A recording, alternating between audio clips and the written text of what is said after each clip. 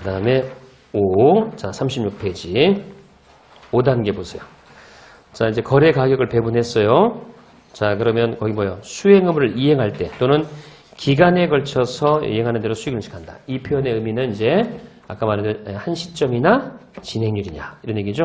자, 보겠습니다. 자, 양가로 1번 보세요. 기간에 걸쳐 수행하는 의무와 양가로 2번 한 시점에 수행 의무인데, 자, 우리 앞에서 잠깐 얘기했어요, 여러분. 원칙은 어느 경우가 먼저 적용돼야 된다고요? 기간에 걸쳐. 그리고 기간에 걸쳐서 적용되지 않는 경우라면 그때 이제 2순위로 한 시점. 그렇죠? 이렇게 돼 있고. 자, 양가를 한번 볼게요. 기간에 걸쳐 수행하면은 다른 말로 우리가 진행 기준이라고 하자고 그랬어요. 진행 기준에 맞춰서. 다음 기준 중 어느 하나를 충족하면 기업은 재화용에 대한 통제를 기간에 걸쳐 인정. 여러분, 기업이 통제 권한을 고객한테 이전했다는 의미는 기업은 뭘 인식해야 된다는 뜻이냐면 수익을 인식한다는 뜻이에요. 통제가 이전됐다. 통제 권한이 이전됐다는 건 수익을 인식한다는 거예요. 이전됐으면 기간에 걸쳐 수행하는 것이고 기간에 걸쳐 수익을 인식하는 겁니다. 이 1, 2, 3번을 여러분 묶어서 한 번은 보셔요. 왜냐하면 이 시험 문제 낼 때 여러분 출제자들이 요즘에는 기간에 걸쳐서 수익을 인식하고 이렇게 문장을 주는 경우도 있지만 안 주는 경우도 있어요. 그렇다고 해서 진행 기준에 인식하고 이렇게는 안 줘요. 잘. 저 문장들을 주면서 저 문장들이 보이면은 저게 기간에 걸쳐서 즉 진행 기준으로 수익을 인식하라는 뜻으로 해석을 하셔야 돼요. 1번 동그라미 뭐라고요? 고객은 기업이 수행하는 대로 기업의 수행해서 제공하는 효익을 동시에 얻고 소비한다. 여러분, 효익을 얻는 주체가 누구예요? 고객이에요. 응? 여러분, 기업이 재화나 용역을 제공하면 고객이 효익을 얻는 거야. 그죠? 자, 그래서 고객이 기업이 수행하는 대로, 기업이 일해주는 대로 기업이 수행해서 제공되는 효익을 얻고 동시에 소비한다. 자, 여러분, 그죠? 고객이 효익을 얻는 동시에 소비하면은 고객한테 진행 기준으로 기업은 수익 인식하라는 얘기예요. 자, 두 번째, 기업이 수행해서 만들어지거나 가치가 높아지는 대로 고객이 통제하는 자산을 기업이 만들거나 그 자산 가치를 높한다. 여러분, 고객이 통제한다고 그랬어요. 고객이 통제하면 기업은 수익을 인식하는 거죠. 세 번째, 기업이 수행해서 만든 자산이 기업 자체에는 대체 용도가 없고, 자, 거기 지금까지 수행을 완료한 부분에 대한 집행 가능 청구권이 기업에게 있다. 뭔 소리예요, 여러분? 기업이 수행을 완료했다라는 건 일을 해줬다는 얘기잖아요. 기업이 일해준 부분에 대해서 돈 달라고 요구할 수 있는 집행 가능 청구권이 기업한테 있으면 그것도 뭐 기간에 걸쳐서 진행 기준으로 수익을 인식하라는 뜻이다 하는 얘기예요. 그렇죠, 여러분? 그래서 저 문장, 특히 1번과 3번 동그라미 표현이 저거가 기간에 걸쳐 수익을 인식하라는 표현이고 위에 진행 기준이라는 표현이 없어도 저거는 진행 기준에 맞춰서 수익을 인식하라는 뜻이다 이런 얘기예요. 이해되죠? 자, 그럼 두 번째 읽어보세요. 양가로 2번. 한 시점.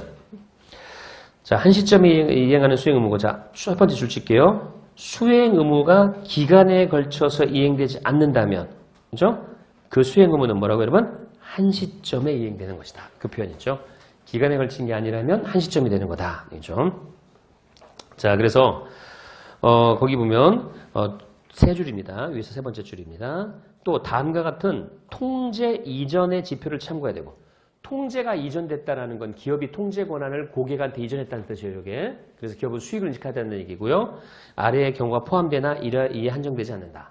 그러니까 뭐냐면 여러분 1번부터 오른쪽 다 5번까지 저 표현이 들어가면은 한 시점의 수익을 인식하라는 뜻이고 통제 권한도 한 시점에 이전된다는 뜻이 돼요.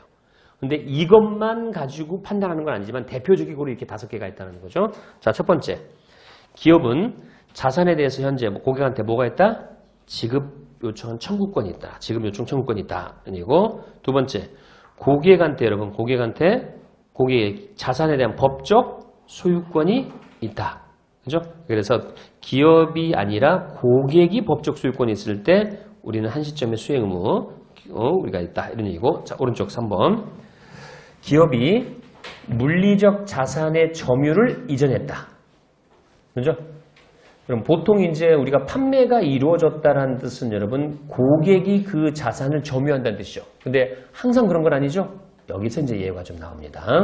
자, 그래서 자산에 대한, 자, 동그라미 3번 조금만 더 볼게요. 고객의 물리적 점유는 고객의 자산의 사용을 지시하고 자산의 나머지 효익의 대부분을 획득하거나 획득할 능력이 있거나 그 효익에 대한 다른 기업이 접근하지 못하게 능력이 있음을 나타낼 수 있는데, 자, 그러나 그 다음부터 세 줄을 줄게요. 물리적 점유에 대한 자산에 대한 통제와 반드시 일치하지 않을 수 있다. 대표적으로 예를 들어서 일부 재매입 약정과 위탁 약정에서는 고객이나 수탁자가 기업에 통제하는 자산을 물리적으로 점유할 수 있습니다. 이런 경우에는 여러분 고객이 물리적으로 점유하더라도 기업은 수익 인식할 수 있어요, 없어요? 없다란 얘기야, 저게. 응? 여러분 재매입 약정 보세요. 내가 팔아서 다시 살게 이런 얘기야. 그리고 위탁 매매 기억나, 여러분? 위탁자가 수탁자한테 보내는 거죠. 내 것 좀 팔아줘. 내가 수수료 줄 테니까 이렇게 된 거죠. 그러면 점유는 수탁자가 가지고 있지만 아직 판 거가 아니죠. 그렇죠? 그런 경우가 있다요. 자, 그리고 밑에도 봐야 돼요, 여러분. 거꾸로. 점유를 기업이 하고 있지만 판매가 이루어진 경우도 있더라는 얘기야. 가장 대표적인 거 거기 미인도 청구약정. 그럼 저 단어 기억나? 미인도 청구약정이요? 미인도 청구약정이 뭐라고 그랬어요? 우리 재고자산 공부할 때. 여러분들이 기업이고 제가 고객이에요. 여러분들이 저한테 팔았어요. 근데 제가 여러분들, 제가 창고가 좀 부족하니까 한 달만 좀 보관해 주세요. 내가 한 달 지나서 창고 좀 비면 그때 가져갈게요. 그러니까 여러분이 저한테 팔았지만은 여전히 점유는 누가 하고 있는 거냐면 기업이 하고 있죠.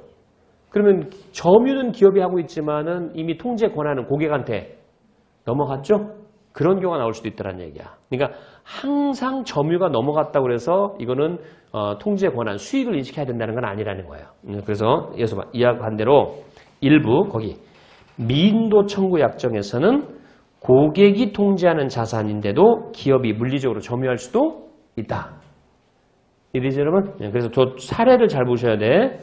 여러분, 재매입이나 위탁약정은 점유가 이전됐지만 아직 수익을 인식하면 안 되는 상황이고요. 반대로 미인도 청구 약정은 점유는 이전되지 않았지만은 기업은 고객한테 수익을 인식해야 되는 상황이고요. 그렇죠? 구분하셔야 됩니다. 네 번째. 자, 거기도 줄 치세요. 첫 번째 줄만 자산 소유에 따른 유의적인 위험과 보상이 누구한테 있다면?